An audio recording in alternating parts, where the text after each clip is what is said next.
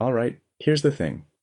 We're about to dive into one of the most radical, most misunderstood, and frankly, most relevant philosophies you'll ever encounter. And I know what you're thinking.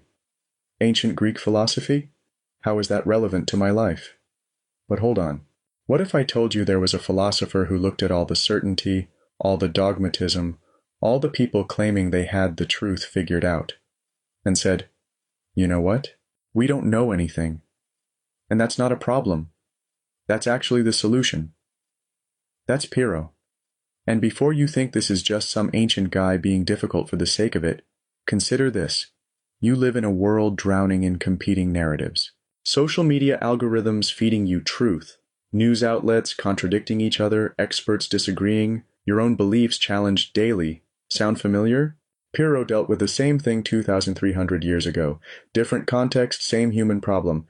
And his answer? It's not what you expect, it's not cynicism, it's not giving up. It's something far more sophisticated and far more liberating. Exploring the radical wisdom of the man who taught us to embrace uncertainty and find peace in doubt. That word, peace. That's what this is really about. Not just intellectual games, not just philosophical puzzles. We're talking about a complete way of life designed to free you from the anxiety of needing to be right all the time. So let me ask you, how much mental energy do you waste defending your beliefs? How often do you lie awake at night worried you've got something wrong? How many relationships have you damaged because you couldn't let go of being certain? Pyrrho has something to say about all of that. Now, before we get to the philosophy itself, we need to understand the man. And here's where it gets fascinating and frustrating. Born around 360 BCE in Elis, Greece, died around 270 BCE. That's about all we know for certain about his dates, and that's actually appropriate given what he taught. Even the facts of his life resist our desire for certainty. The irony isn't lost on me that we're trying to be certain about the life of a man who claimed we can't be certain about anything. But let's work with what we have. What we do know is that Pyrrho's life took an extraordinary turn. He traveled with Alexander the Great to India. Think about that for a moment. This Greek philosopher, steeped in the Western tradition of Plato and Aristotle, suddenly finds himself face to face with something completely different. In India, he encountered what the Greeks called gymnosophists, literally naked wise men. These were likely early Buddhist monks, and something about their philosophy, their way of seeing the world, fundamentally transformed how Pyrrho thought. Now, this is crucial. Pyrrho didn't just import Eastern ideas wholesale. He wasn't trying to turn Greeks into Buddhists. What he did was far more sophisticated. He took profound insights from Eastern philosophy and translated them into Greek philosophical discourse. He created a synthesis, something new that spoke to both traditions. For centuries, scholars dismissed the connection between Pyrrho and Buddhism as speculation. Not enough evidence, they said. But recent scholarship, particularly Christopher Beckwith's groundbreaking 2015 work, has established compelling links between Pyrrho's philosophy and Buddhism's 3 marks of existence. Let me give you those 3 marks, because they're going to be crucial for understanding where Pyrrho's going with all this. Anicca, impermanence, constant flux. Nothing stays the same. Dukkha, suffering, dissatisfaction. The human condition involves struggle. Anatta, no self, absence of permanent identity. There's no fixed you underneath all the change. Now, if you're familiar with Buddhism, you're nodding. If you're not, you might be thinking, wait, what? No permanent self? That's unsettling. Good. Hold on to that feeling. Because Pyrrho took these unsettling ideas and asked, what if we applied this kind of thinking to everything? Not just the self, but all our beliefs, all our certainties, all our claims to knowledge. And here's what makes Pyrrho so radical. He didn't do this to be clever. He didn't do this to win arguments at symposiums. He did this because he believed, genuinely believed, that this path led to something precious, freedom from mental disturbance. The Greeks had a word for this state, ataraxia. We'll get deep into that concept soon. But for now, just know this. Pyrrho wasn't trying to make you confused. He was trying to make you free. So we have this Greek philosopher, transformed by Eastern wisdom, returning to his homeland with a message that would challenge everything his culture believed about knowledge, truth, and the good life. And the impact? It's still rippling through philosophy 2,300 years later, It influenced the Renaissance. It shaped Enlightenment thinkers like David Hume. And today, in our age of information overload and competing realities, Pyrrho's ancient wisdom feels almost prophetic. But I'm getting ahead of myself. Let's build this properly, piece by piece, the way Pyrrho would want us to. Carefully, skeptically, and with our minds wide open. Ready to have everything you think you know questioned? Good. That's exactly the right attitude. All right, now we get to the good stuff, the core claim, the foundation of everything Pyrrho taught.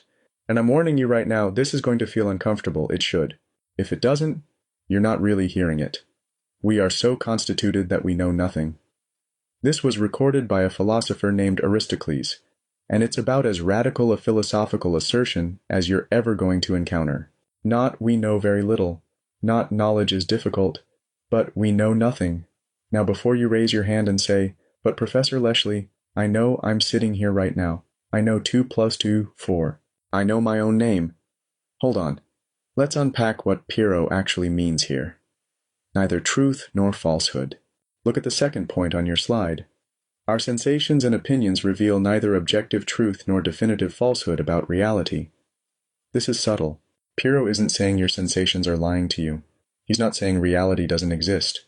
What he's saying is that the relationship between your experience and reality is, well, it's not transparent, it's not direct, there's a gap. Here's reality, here's your experience of reality, and between them, interpretation, perspective, the limitations of human cognition, cultural conditioning, language, all of it creating a barrier between you and the thing in itself. Think about it this way. You and I are looking at the same sunset. You see it as beautiful. Proof of divine creation, perhaps. I see it as beautiful. The result of light refraction through atmospheric particles. A third person sees it and thinks about pollution levels. A fourth person is colorblind and experiences it completely differently. Who's right? Who's seeing the true sunset? Pyrrho says, none of us. All of us. The question itself is the problem. Balanced arguments. Equally convincing arguments exist on all sides of any philosophical issue we encounter. This is where Pyrrho gets really interesting, and really challenging. He's not just saying everyone has their own truth, like some kind of ancient relativist. That's too easy, and it's not what he's doing.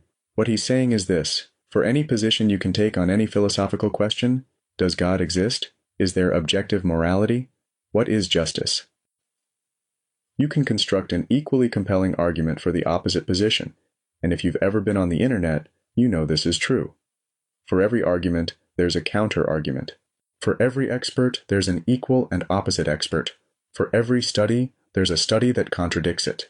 But here's where it gets uncomfortable. Pyrrho isn't just talking about complex philosophical questions. He's talking about everything, even the things you're absolutely certain about. Your political beliefs? There are smart, thoughtful people who believe the exact opposite, with equally good reasons. Your religious convictions? Same thing. Your moral certainties? Yep, those too. And you can dismiss those people as stupid or evil or brainwashed. Or you can do what Pyrrho asks.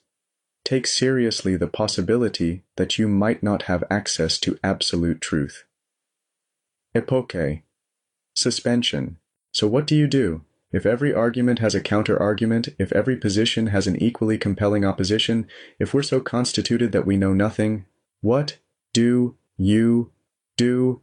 Pyrrho's answer: suspend judgment. The Greek word is epoché, and it's going to become one of the most important concepts in this entire philosophy. It means stop, don't commit. Hold your beliefs lightly, refuse to say this is definitely true or that is definitely false. Now I know what you're thinking. That sounds like paralysis. That sounds like never being able to make a decision. That sounds like intellectual cowardice. But that's not what Pyrrho means. And this is crucial to understand. Epoché isn't about being wishy-washy. It's not about refusing to act. It's about refusing to be dogmatic. You can live your life. You can make choices. You can hold beliefs. But you hold them provisionally, tentatively, with the understanding that you might be wrong. You don't stake your entire identity on being right. And here's the payoff. Here's why Pyrrho thinks this is worth doing. The solution is to suspend judgment entirely, avoiding frustration and the errors of false certainty. Think about how much suffering comes from certainty. How many wars have been fought because both sides were certain they were right? How many relationships have ended because someone couldn't admit they might be wrong? How much anxiety do you carry because you're terrified of being mistaken? Pyrrho says, let it go. All of it. The need to be right, the fear of being wrong, the endless mental gymnastics to defend your positions. Just suspend judgment. And in that suspension, something remarkable happens. Something we'll explore in depth on the next slide. Freedom from disturbance ataraxia. Say it with me. Ataraxia. It's one of the most beautiful words in ancient Greek philosophy, and it represents the entire point of everything Pyrrho taught. Ataraxia represents liberation from mental turmoil and emotional distress, a state of profound inner calm achieved through philosophical practice. This is it. This is why we suspend judgment. This is why we embrace uncertainty. Not because we're nihilists or cynics or intellectual cowards, but because on the other side of certainty lies peace. Think about your mind right now. How much of it is churning? How many arguments are you rehearsing? How many positions are you defending, even just to yourself? How much energy goes into maintaining your worldview against all the contradictory information bombarding you every day? It's exhausting, isn't it? Pyrrho experienced this too. He saw philosophers tearing each other apart over questions that couldn't be definitively answered. He saw people suffering because they were so attached to their beliefs. He saw the anxiety that comes from needing to be certain in an uncertain world, and he thought, there has to be another way. Ataraxia is that other way. It's what happens when you stop fighting reality, when you stop demanding that the universe conform to your need for certainty, when you accept, genuinely accept, that you don't know, and that's okay, not disengagement. Now, let me be absolutely clear about something, because this is where people misunderstand Pyrrho completely. This isn't nihilism or withdrawal from life, but rather a balanced, tranquil state of mind that allows full participation without dogmatic attachment. Listen carefully. Pyrrho is not telling you to become a vegetable. He's not saying nothing matters, so why bother? He's not advocating for checking out of life, relationships, responsibilities, or moral action. In fact, there are stories about Pyrrho living a perfectly normal life. He held public office in his hometown. He had students. He participated in civic life. One ancient source even says his fellow citizens exempted philosophers from taxation because of the honor he brought to the city. Does that sound like someone who withdrew from the world? What Pyrrho achieved and what he's offering you is something far more sophisticated than withdrawal. It's engaged detachment.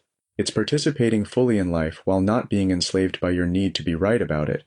You can have political opinions without demonizing people who disagree.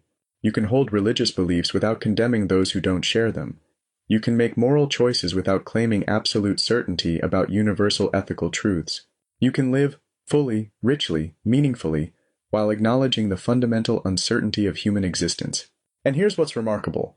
When you do this, when you really embrace epoché and achieve ataraxia, you don't become less engaged with life. You become more engaged. Because you're not wasting all that energy defending your ego, protecting your beliefs, or maintaining your certainties. Practical wisdom. Pyrrho's philosophy offers a practical path. Live calmly and effectively amid uncertainty and the perpetual conflict of opposing viewpoints. This is the promise. This is what Pyrrho is offering you across 2,300 years of history. You live in a world of information overload. Competing narratives. Fake news and real news that contradict each other. Experts disagreeing, your own beliefs challenged daily by algorithms designed to show you content that contradicts your worldview. How do you navigate that without losing your mind? Pyrrho says, stop trying to figure out who's absolutely right, stop demanding certainty, suspend judgment, and in that suspension, find peace. You can live calmly, you can act effectively. You can make decisions, hold beliefs, participate in the world, but you do it all with a light touch. With intellectual humility, with the understanding that you might be wrong and that's not a catastrophe, it's just being human. That's ataraxia, that's the goal. That's what all of this radical skepticism is ultimately about. Not confusion, not paralysis, not nihilism, freedom. And if you're sitting there thinking, okay, but how? How do I actually do this? How do I suspend judgment when everything in me wants to be certain? Good question. We're going to get to the practices, the techniques, the actual how of Pyrrhonian skepticism. But first we need to understand where these ideas came from and how they connect to that encounter with Buddhist philosophy in India, because Pyrrho didn't invent these ideas in a vacuum. He synthesized them from a cross-cultural philosophical encounter that was, frankly, unprecedented in the ancient world. And that's where our story gets even more interesting. All right, now we're getting into something that's going to blow your mind. Because for the longest time, I'm talking centuries, scholars looked at Pyrrho's philosophy and said, this seems kind of Buddhist. But nah, probably just a coincidence, not enough evidence. And then Christopher Beckwith comes along in 2015 and says, actually no, this isn't a coincidence. The connections are real, they're specific, and they're profound. Eastern wisdom meets Western thought. Here's what we know. Pyrrho traveled to India with Alexander the Great. He encountered these naked wise men, the gymnosophists, and something about what they taught fundamentally transformed his thinking. But it wasn't just a vague influence. It wasn't just Eastern philosophy is cool. Beckwith's scholarship establishes compelling, specific links between Pyrrho's ideas and Buddhism's 3 marks of existence. Let me walk you through these because understanding them is absolutely crucial to understanding what Pyrrho's doing. Anicca, impermanence and constant flux. The first mark? Anatta, everything changes. Nothing stays the same. The universe is in constant flux. Now, this might seem obvious. Yeah, Professor, things change. Tell me something I don't know. But really sit with this for a moment. Everything changes. Your body is changing right now. Cells dying, new ones being born. Your thoughts are changing. The you who started listening to this lecture isn't quite the same you who's hearing these words now. Your relationships change. Your beliefs change. The entire universe is in constant motion. The Buddhists say, if everything is constantly changing, what exactly are you trying to hold on to? What are you trying to make permanent? Dukkha, suffering and dissatisfaction. The second mark, dukkha, usually translated as suffering, but it's more subtle than that. It's dissatisfaction. It's the fundamental unsatisfactoriness of trying to find permanent happiness in an impermanent world. You get the thing you wanted, the job, the relationship, the achievement, and there's a moment of satisfaction. But it doesn't last, does it? Because everything changes. The job becomes routine. The relationship faces challenges. The achievement fades into the past, and so you chase the next thing, and the next, and the next. Always seeking, never quite satisfied. That's dukkha. The suffering that comes from trying to find permanence in impermanence. Anatta. No self or absence of permanent identity. And the third mark. This is the one that really messes with people. Anatta, no self. The absence of a permanent, unchanging identity. I can see some of you right now.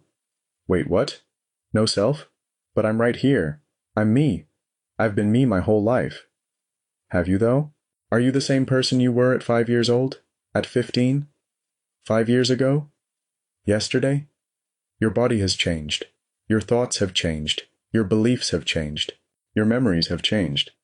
Neuroscience shows us that every time you remember something, you're actually reconstructing it, not playing back a recording. So what exactly is this permanent you you're so sure exists? Buddhism says there isn't one. There's a process. There's a continuous flow of experience, but there's no unchanging essence underneath it all. Now I know this is unsettling. It's supposed to be, because we build our entire lives around the assumption of a permanent self. I am this kind of person. This is what I believe. This is who I am. But what if that's the source of suffering?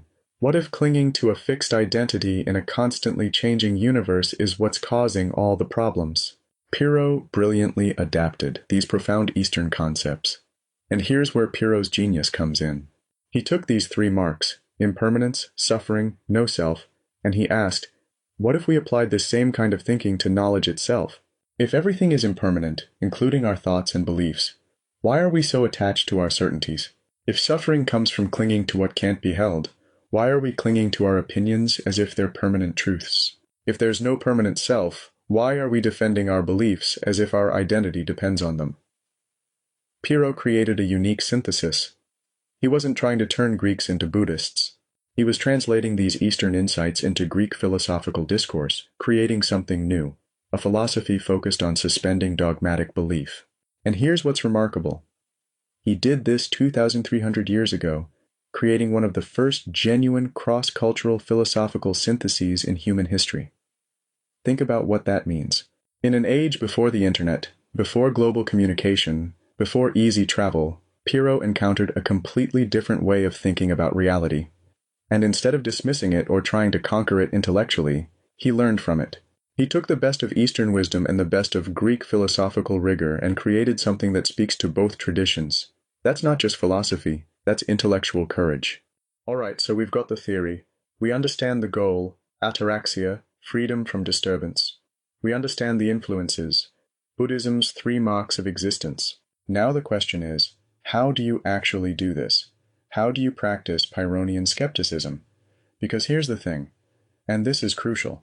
Pyrrho wasn't just offering a theory to think about. He was offering a practice, a way of life, specific techniques you can use. Let me walk you through the 4 key practices, and I want you to think about how you might actually apply these in your own life. 1. Epoché. We've already talked about epoché, the suspension of judgment. But let's get more specific about what this actually means in practice. The disciplined suspension of judgment on all philosophical and practical matters, refusing to commit to any position as definitively true. Notice that word, disciplined. This isn't passive. This isn't just shrugging your shoulders and saying whatever. This is an active, intentional practice. Here's how it works. You encounter a claim. This political policy is good. That moral position is wrong. This belief is true. Your natural impulse is to immediately agree or disagree, right? To take a position, to commit. Epoché says stop. Before you commit, examine the claim. Look at the arguments on both sides. Really look.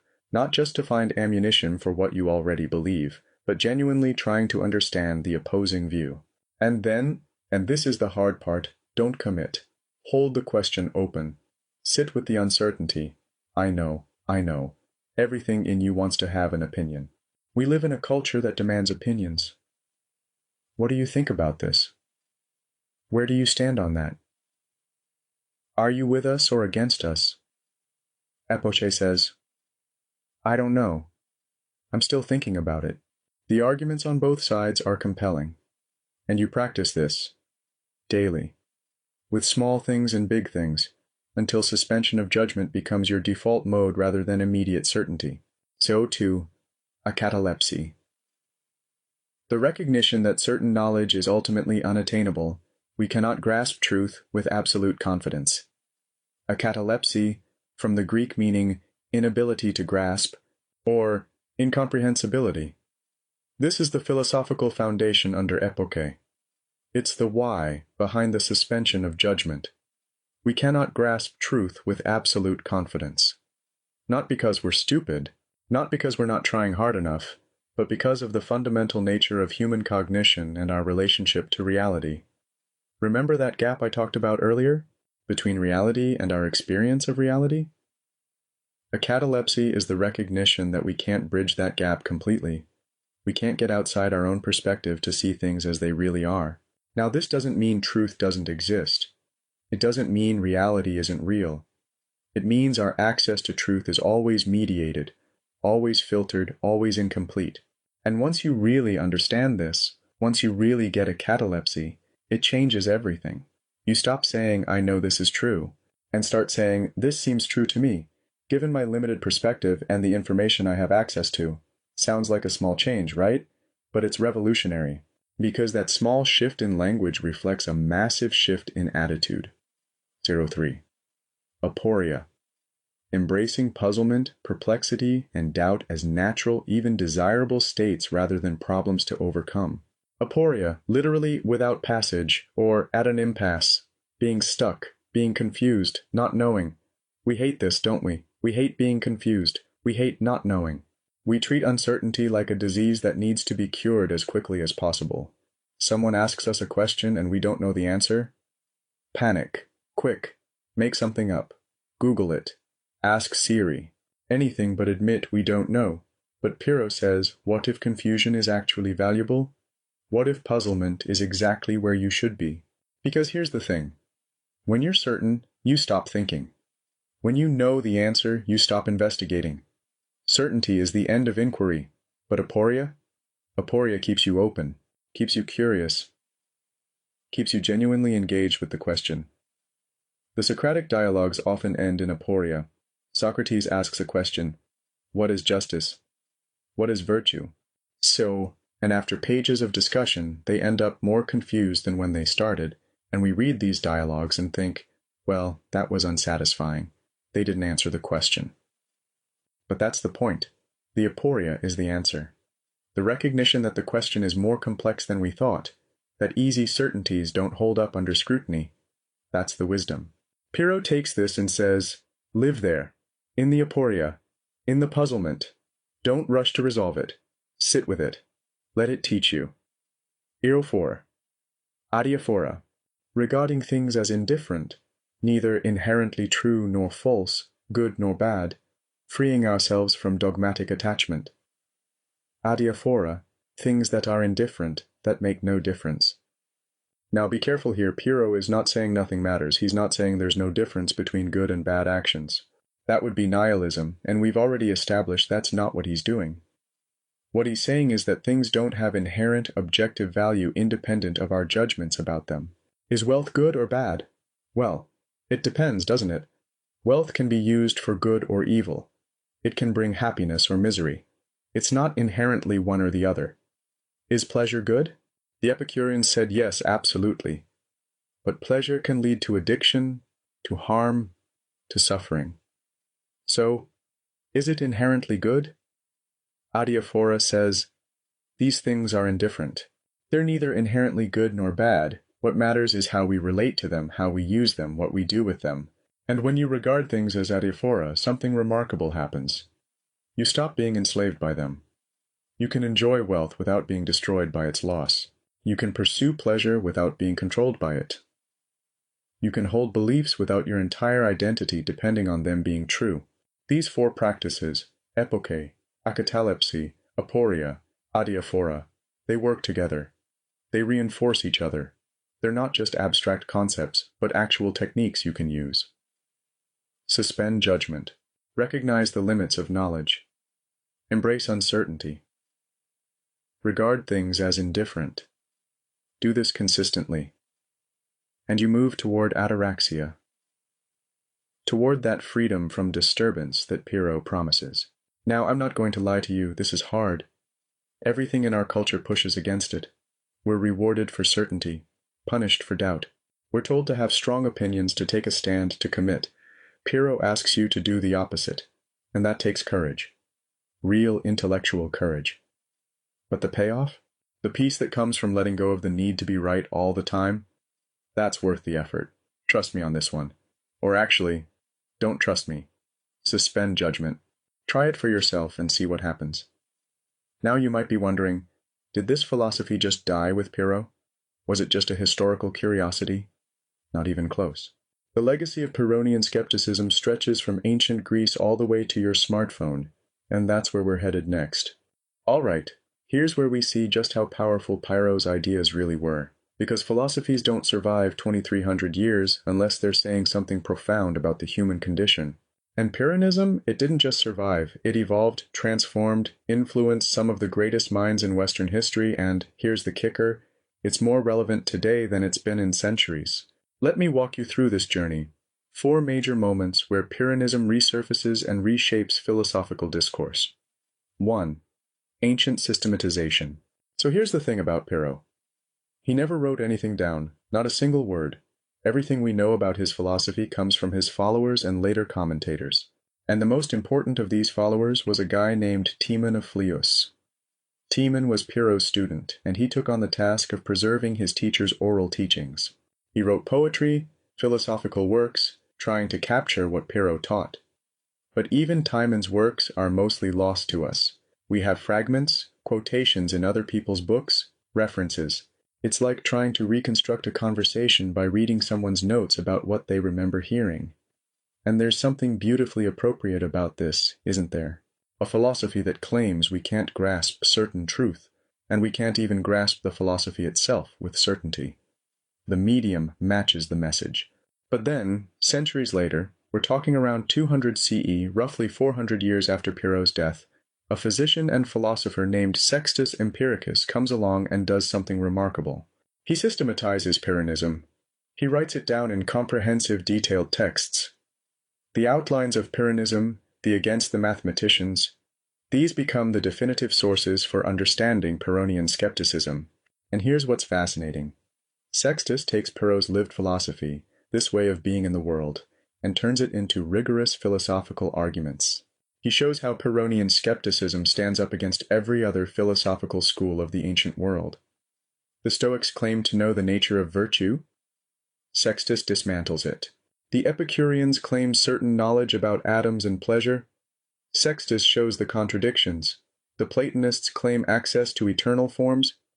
Sextus demonstrates why that's unjustified. He's basically the ancient world's most sophisticated philosophical troll. Except he's not trolling. He's genuinely showing that none of these schools can justify their certainties. And because of Sextus, Pyrrhonism survives. It gets preserved, transmitted, eventually rediscovered. Without him, we might not be having this conversation. 2. Renaissance revival. Now fast forward about 300 years. We're in the Renaissance, roughly the 1500s. Europe is going through massive intellectual and cultural upheaval. The printing press has been invented. Ancient texts are being rediscovered and translated. The Protestant Reformation is challenging the Catholic Church's authority. The old certainties are crumbling. And into this chaos, Sextus Empiricus's works are rediscovered and translated into Latin, and it's like an intellectual bomb going off. Renaissance thinkers, and I'm talking about brilliant minds like Michel de Montaigne, read Sextus and think, wait, this ancient philosophy is speaking directly to our moment. Montaigne in particular becomes a kind of Christian Pyrrhonist. He uses skeptical arguments to challenge dogmatic certainties, both religious and secular. His famous essay, Apology for Raymond Sebond, is basically a Pyrrhonian masterpiece. He asks, how do we know what we claim to know? What justifies our certainties? And he shows, using Pyrrhonian techniques, that most of what we're certain about rests on shaky foundations. But here's the crucial thing. Montaigne isn't trying to destroy faith or morality or knowledge. He's trying to cultivate intellectual humility. He's trying to show that human reason has limits, and recognizing those limits is actually a form of wisdom. His motto, Que sais-je? What do I know? That's pure Pyrrho, filtered through a Renaissance Christian humanist. And this revival of Pyrrhonism during the Renaissance does something profound. It helps create the intellectual space for the scientific revolution and the Enlightenment. Because once you've questioned all the old certainties, you can start building new knowledge on more solid foundations. 3. Enlightenment impact, which brings us to the Enlightenment, the 1700s, the Age of Reason. And here's where Pyrrhonism has perhaps its most profound impact on Western philosophy. David Hume, Scottish philosopher, one of the most important thinkers in the Western tradition, and deeply, profoundly influenced by Pyrrhonian skepticism. Hume takes Pyrrhonian principles and applies them systematically to epistemology, the study of knowledge, and what he discovers is devastating to the rationalist project. He shows that we can't justify our belief in causation through reason alone. We can't prove that the future will resemble the past. We can't even prove that there's a continuous self that persists through time. Sound familiar? That last one is straight out of Buddhist anatta, filtered through Pyrrho, arriving at the heart of Enlightenment philosophy. Hume basically demonstrates that if you push reason far enough, it undermines its own foundations. You end up in Pyrrhonian aporia, puzzlement, uncertainty, the inability to justify your most basic beliefs. And Hume's honest about this. He admits that his skeptical arguments are unanswerable, but he also admits that we can't actually live as complete skeptics. We have to act, make decisions, hold beliefs, even if we can't rationally justify them. So what does he recommend? Basically a form of moderate Pyrrhonism. Hold your beliefs lightly. Be humble about your knowledge claims. Don't be dogmatic. And this human skepticism, This sophisticated Pyrrhonian-influenced epistemology shapes everything that comes after. Kant is responding to Hume. The entire modern philosophical project is wrestling with the problems Hume raised. Problems that ultimately trace back to Pyrrho, standing in ancient Greece saying, "We know nothing." 4. Contemporary relevance, which brings us to today, right now, the 21st century. The age of information overload, social media echo chambers, competing narratives, fake news, alternative facts, and epistemic chaos. And suddenly Pyrrho feels prophetic. Today, Pyrrhonism offers invaluable tools for coping with information overload, competing narratives, and the uncertainty of modern life. Think about your daily experience. You wake up, check your phone, and you're immediately bombarded with information, news articles, social media posts, expert opinions, all of it claiming to be true. Much of it contradicting other things claiming to be true. How do you navigate that? How do you figure out what to believe? The modern response is usually tribal. You pick a side. You choose your trusted sources. You filter out information that contradicts your worldview.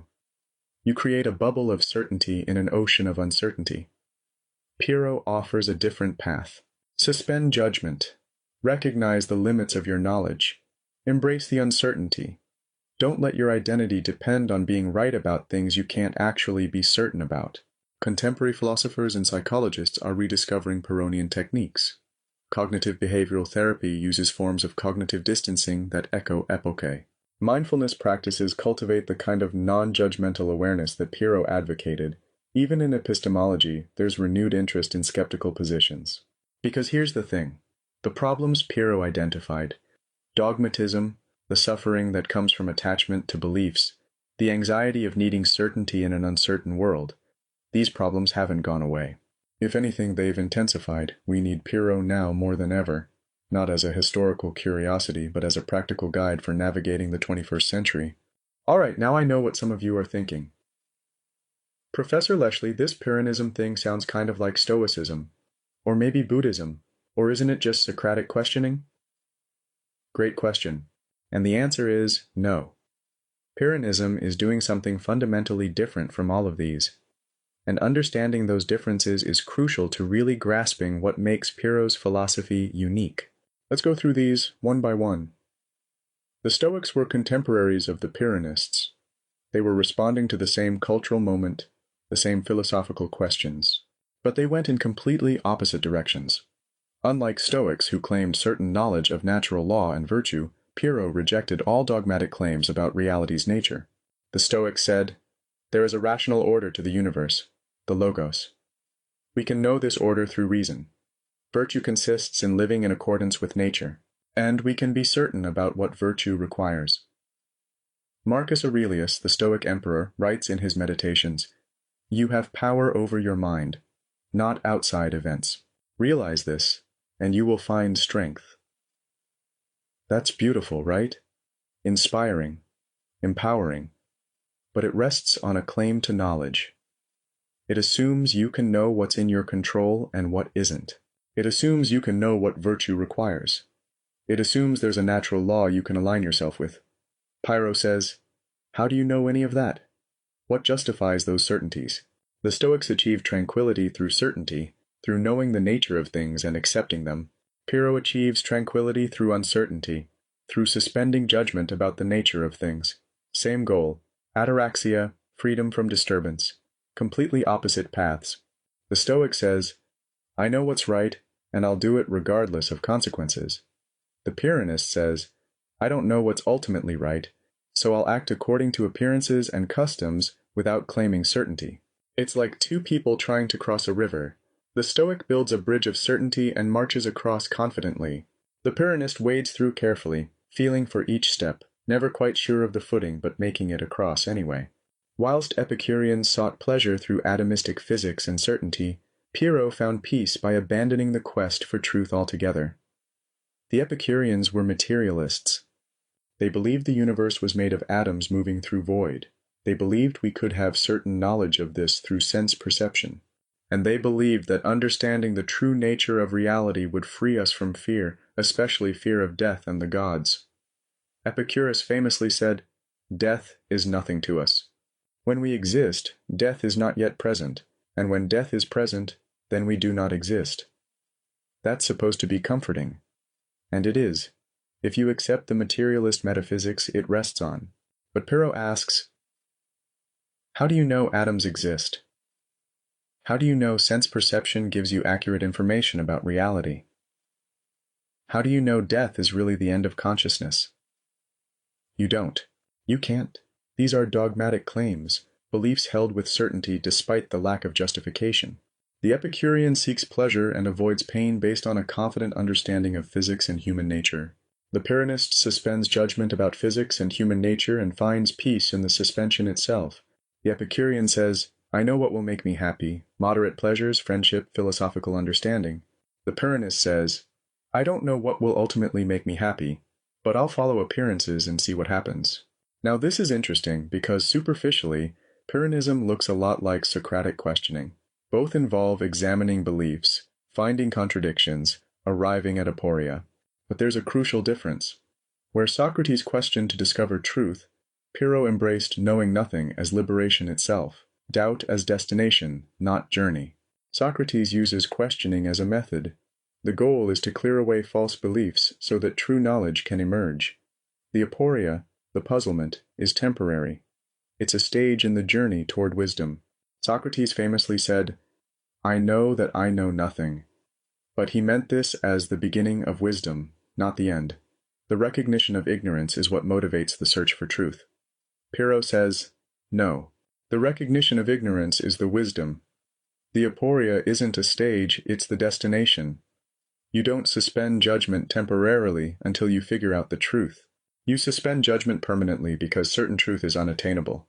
Socrates is like a detective who knows there's a solution to the mystery and won't stop until he finds it. Pyrrho is like someone who realizes the mystery might not have a solution and finds peace in that realization. Socrates, the unexamined life is not worth living. Pyrrho, the examined life reveals that certainty is impossible, and that's okay. Pyrrhonism offered a revolutionary third path, achieving inner peace through doubt rather than certainty, making it both a philosophy of mind and a complete way of life. See, most ancient philosophies offered you certainty as the path to peace. The Stoics, be certain about virtue. The Epicureans, be certain about pleasure and physics. The Platonists, be certain about the forms. Even Socrates, for all his questioning, believed truth was out there to be discovered. Pyrrho says, what if the problem is the quest for certainty? What if trying to grasp truth is what's causing the suffering? It's not just a different answer to the same question. It's a different question entirely. Not, what should I be certain about? But why do I need to be certain at all?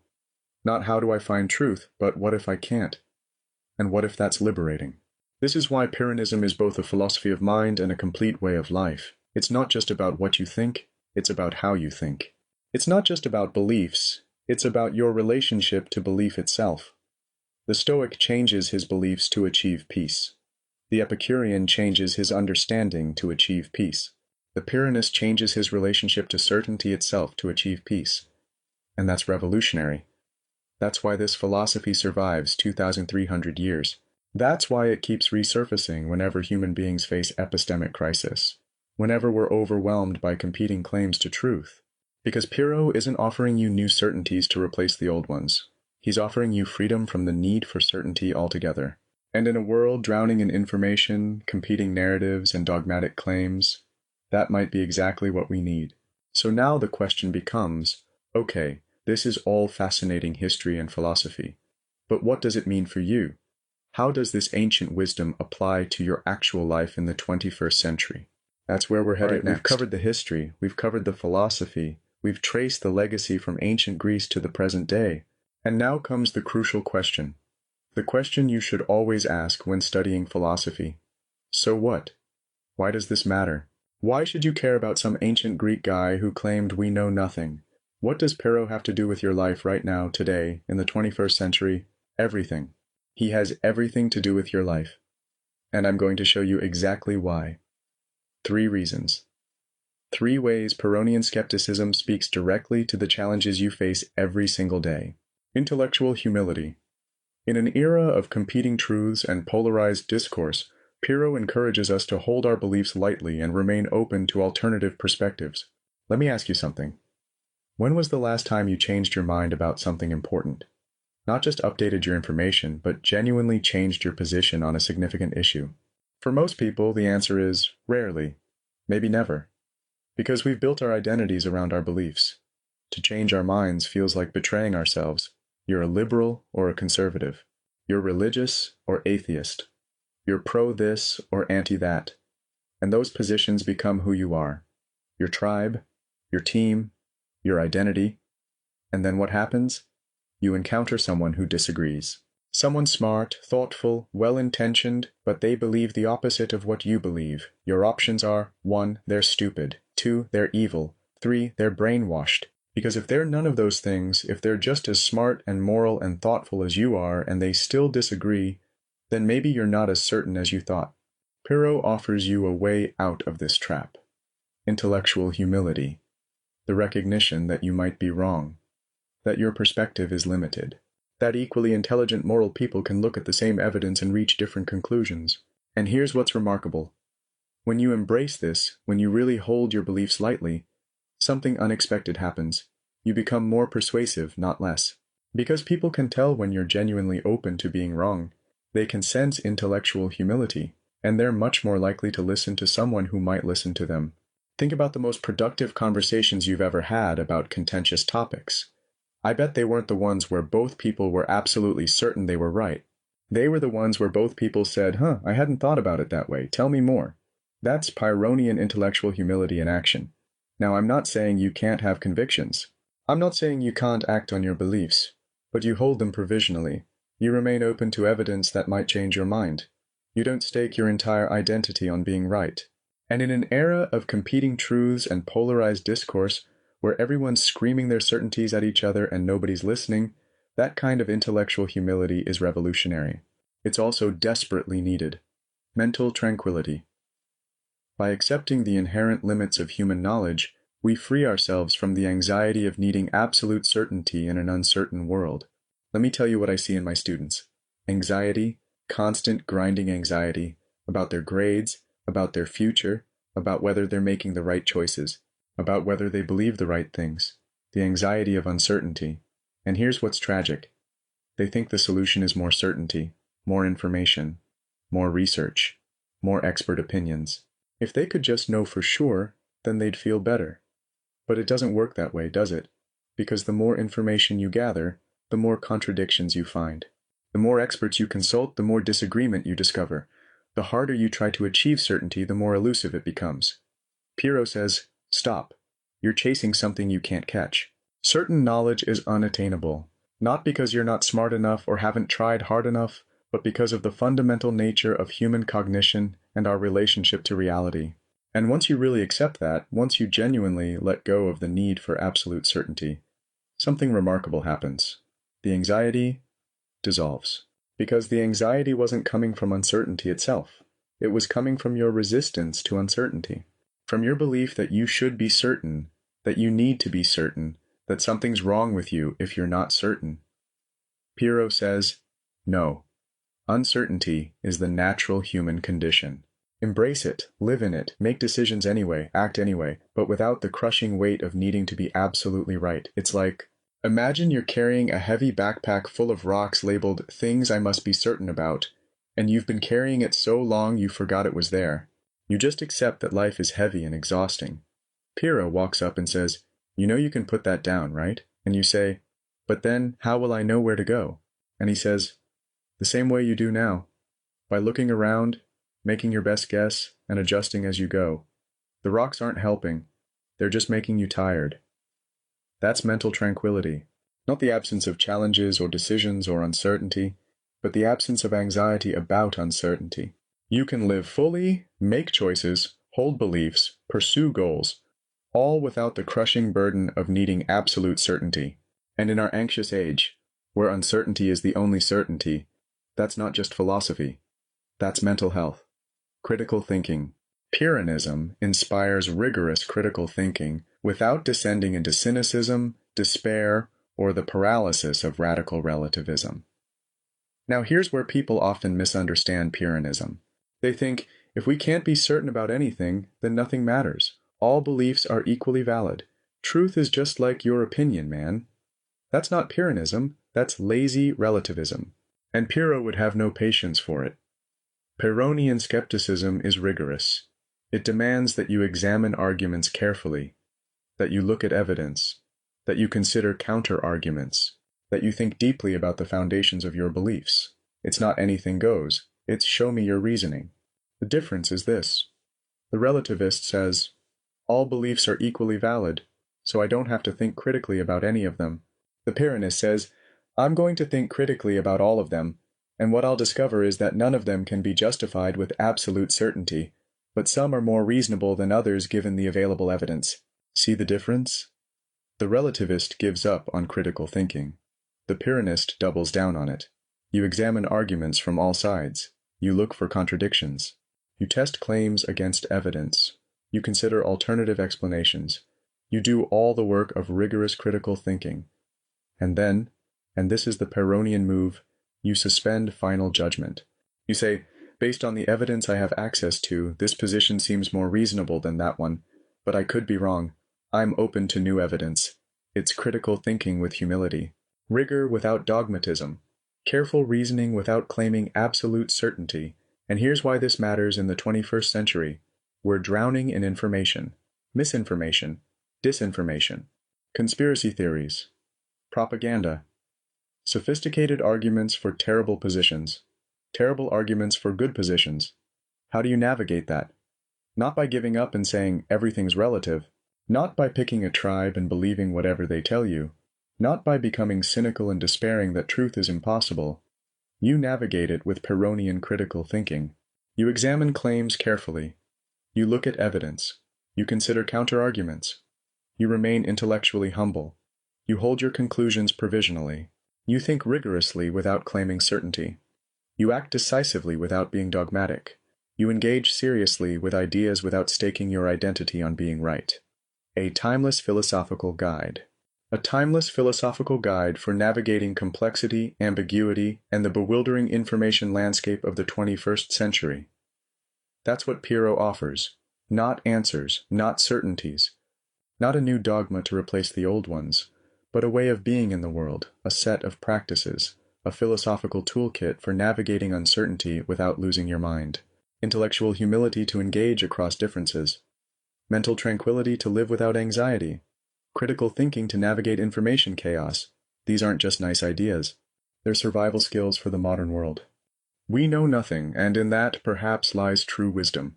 We've covered a lot of ground, ancient Greece to modern times, Buddhist philosophy to Enlightenment epistemology, abstract theory to practical application. But it all comes down to this simple, radical claim. We know nothing. And that's not a problem. That's the solution. Let me bring this home for you. Let me make this as concrete and practical as I can. Pyrrho's skepticism. Radical and practical. Pyrrho's skepticism is both radical and eminently practical. A complete philosophy of life rather than mere abstract theory. This is crucial to understand. Pyrrho isn't just playing intellectual games. He's not sitting in an ivory tower spinning clever arguments for the fun of it. He's offering you a way to live. A complete philosophy of life. Something you can actually use. You know how some philosophy feels like mental gymnastics? Interesting to think about, fun to debate, but ultimately disconnected from real life? Pyrrho isn't that. Pyrrho is intensely practical. You wake up tomorrow. You're faced with decisions. Conflicting information. Competing claims about what's true, what's good, what you should do. Pyrrhonism gives you a framework. Examine the arguments on all sides. Recognize that you can't achieve absolute certainty, suspend final judgment, act according to appearances and reasonable inference, but hold your conclusions lightly. That's not abstract. That's how you navigate Tuesday. Systematic suspension of judgment. By systematically suspending judgment on all matters, we can achieve the tranquility and freedom from psychological distress that so many seek. And here's the promise. The core promise of Pyrrhonism. If you do this, if you really practice systematic suspension of judgment, you will achieve ataraxia. Freedom from disturbance. Freedom from the anxiety of needing to be right. Freedom from the psychological distress that comes from clinging to certainties in an uncertain world. Now, I'm not going to lie to you. This is hard. Everything in our culture pushes against it. We're rewarded for having strong opinions. We're punished for admitting uncertainty. We're told that changing our minds is weakness. We're encouraged to pick a side and defend it to the death. Pyrrho asks you to resist all of that, to go against the cultural current, to practice intellectual humility in an age of dogmatic certainty. That takes courage. Real philosophical courage. But the payoff is peace. Genuine, deep, lasting peace. Not the peace of having all the answers, the peace of being okay with not having them. Ancient wisdom, modern relevance. His ancient wisdom remains profoundly relevant, offering modern seekers a beacon of hope. We can find peace not despite uncertainty, but through embracing it fully. Think about what you're facing right now, in your life, in the world. Climate change. Experts disagreeing about timelines and solutions. Politics. Competing narratives about what's true and what's propaganda. Technology. AI. Social media. Constant disruption. Personal decisions. Career. Relationships. Identity. Uncertainty everywhere. Competing claims everywhere. No clear answers anywhere. The modern response is usually anxiety, or tribalism, or cynicism, or some combination of all three. Pyrrho offers something different. Embrace the uncertainty. Stop fighting it. Stop demanding that reality give you the certainty you crave. We can find peace not despite uncertainty, but through embracing it fully. Not by resolving the uncertainty. You can't. Not by pretending it doesn't exist. It does. But by changing your relationship to it. By recognizing that uncertainty is the natural human condition. That you've been living in it your whole life anyway. That the anxiety comes from resisting it, not from the uncertainty itself. In acknowledging the limits of knowledge, we discover liberation. In acknowledging the limits of knowledge, we discover liberation. This is the paradox at the heart of Pyrrhonism. The thing that seems like it should be depressing, we can't know anything for certain, turns out to be liberating. Because once you really accept the limits of knowledge, once you genuinely let go of the need for certainty, you're free. Free to think without the burden of needing to be right. Free to change your mind without feeling like you've failed. Free to engage with people who disagree without treating them as enemies. Free to hold beliefs without your identity depending on them being true. Free to live fully in an uncertain world. That's what Pyrrho offers you. Not answers. Not certainties. Not a new set of dogmas. But freedom. Liberation. Peace. And in a world that's more uncertain, more complex, more bewildering than ever before, that might be the most valuable gift philosophy can give. So here's my question for you. Are you ready to embrace uncertainty? Are you ready to suspend judgment? Are you ready to let go of the need to be right all the time? Are you ready to be free? Pyrrho's been waiting 2,000 to 300 years for you to say yes, or, suspend judgment on that too. See how it feels. Try it out. Hold it lightly. That's what he'd want. We know nothing. And in that, perhaps, lies true wisdom.